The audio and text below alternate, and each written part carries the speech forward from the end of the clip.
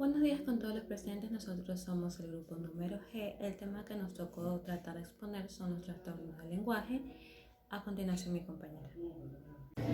Trastornos de la comunicación y su clasificación.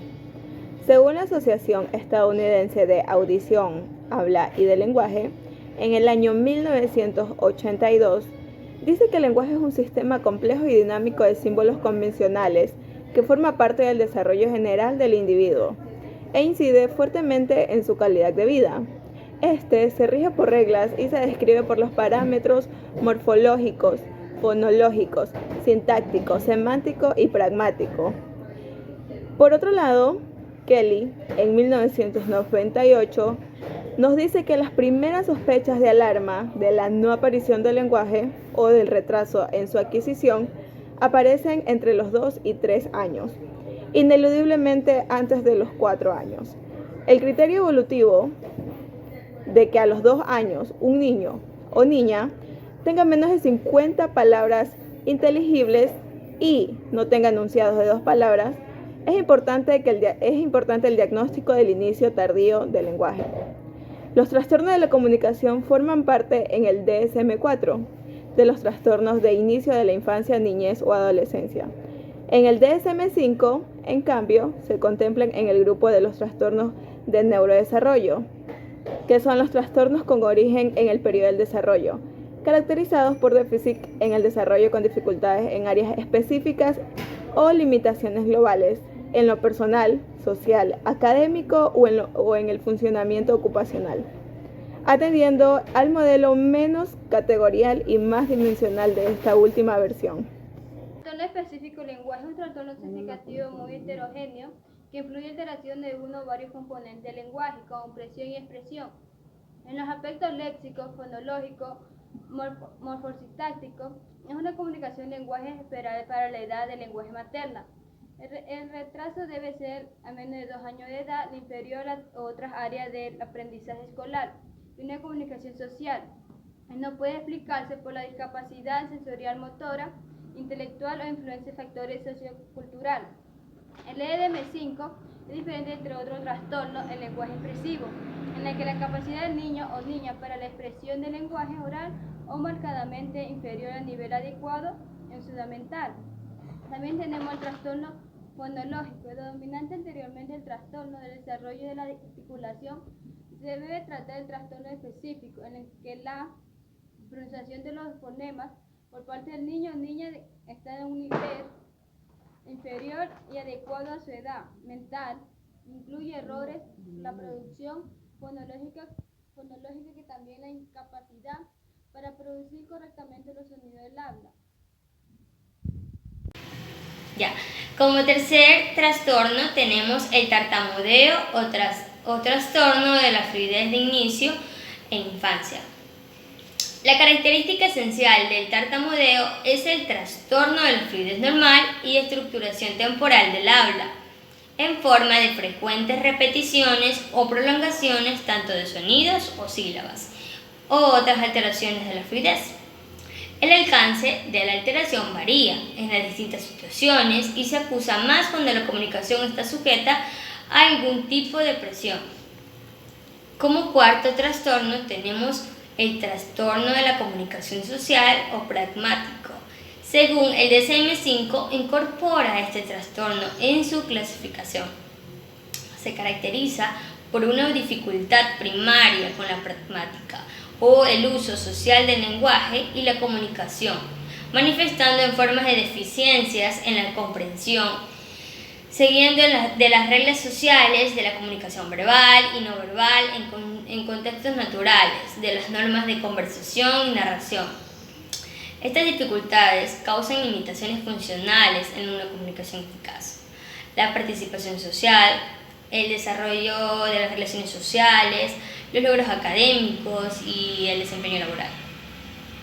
Su característica más habitual es el deterioro del lenguaje, caracterizado por los antecedentes de retraso, y también se pueden dar con problemas conductuales, o como podemos decir, los trastornos específicos del aprendizaje como el TDAH. Trastorno de la comunicación no especificado. Esta categoría se aplica a presentaciones en las que predominan los sistemas característicos del trastorno de la comunicación que causan malestar clínicamente significativo o deterioro en lo social, laboral u otras áreas importantes del funcionamiento, pero que no cumplen con todos los criterios del trastorno de la comunicación o de ninguno de los trastornos de la categoría que diagnostique uno de los trastornos del desarrollo neurológico. La categoría del trastorno de la comunicación no especificado se debe utilizar según los manuales DSM, en situaciones en las que el clínico opta por no especificar el motivo de incumplimiento de los criterios del trastorno de la comunicación o de un trastorno del desarrollo neurológico específico e incluye presentaciones en las que no existe suficiente información para no hacer un diagnóstico más específico. Alteraciones en la articulación, como dislalia, es el trastorno de la articulación de algún o algunos fonemas, bien por ausencia o por alteraciones de algunos sonidos concretos del habla, o bien por sustitución. Puede afectar a cualquier fonema consonántico o vocal, aunque algunos son más frecuentes que otros. No presentan patologías, se relaciona con el sistema nervioso central ni en los órganos fonoarticulatorios. Estas alteraciones perduran más allá de los 4 o 5 años. Hasta entonces pueden considerarse parte del desarrollo evolutivo del niño. Disglosia es un trastorno de la articulación de origen no neurológico y provocado por lesiones físicas o malformaciones en los órganos articulatorios periféricos. Disarticulatorios periféricos. Disartria son dificultades en la expresión oral del lenguaje debidas al trastorno del tono, respiración y el movimiento de los músculos fonoauditorios secundarios y a lesiones del sistema nervioso central. Suele darse con mucha frecuencia en la parálisis cerebral infantil. Presentan dificultades en la movilidad de los órganos bucofonatorios, masticación, diglosión, soplo, etc. Buenos días con los presentes, mi nombre es Ruth Quintero y el tema que me tocó a tratar, exponer, son las alteraciones en la fluidez. Dentro de las alteraciones en la fluidez tenemos lo que es la disfemia, que se dice que es el deterioro del ritmo o la fluidez del habla, categorizado o caracterizado por repeticiones o prolongaciones de los elementos del habla, así como por espasmos que producen momentos de silencio, inmovilización de los músculos que intervienen en el habla. Estos suelen ir acompañados con trastornos respiratorios. También tenemos lo que son los trastornos disfémicos más comunes. Entre ellos tenemos lo que es el farfulleo, el tartajeo, la taquilalia y bradilalia. El farfulleo es un problema de la producción de las palabras. El farfulleo, en el farfulleo no respira para hablar, no fona adecuadamente y no articula con corrección, no tiene problemas de organización de pensamiento. En el tartajeo, este es un trastorno del lenguaje, aunque la palabra sea fluida, no piensa con la estructura del lenguaje, tiene dificultades para la utilización del pensamiento. También tenemos lo que es la taquicardia y bradilalia, que se trata de alteraciones en el ritmo del lenguaje. En la taquicardia, el ritmo es un poco acelerado, en cambio en la bradilalia el ritmo es un poco más lento. Dentro de esto también tenemos las que son las alteraciones del lenguaje. Las alteraciones del lenguaje, dentro de ello está la afasia, la disfasia y el mutismo.